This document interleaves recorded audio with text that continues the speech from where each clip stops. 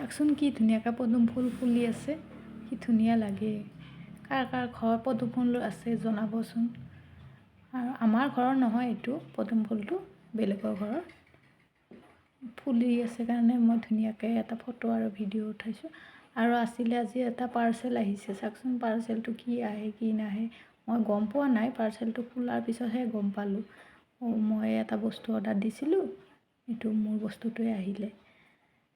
চাওকচোন আপোনালোকে গম পায়নে এইটো কি বস্তু হয়।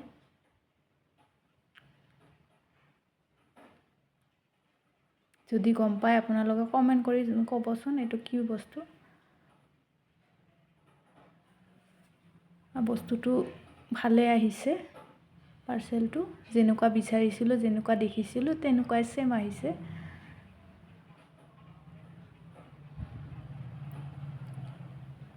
আৰু এইটো কি বস্তু নেক্সট ভিডিঅ'ত আপোনালোকক জনাই দিম দিয়ক এইটো কি বস্তু হয়।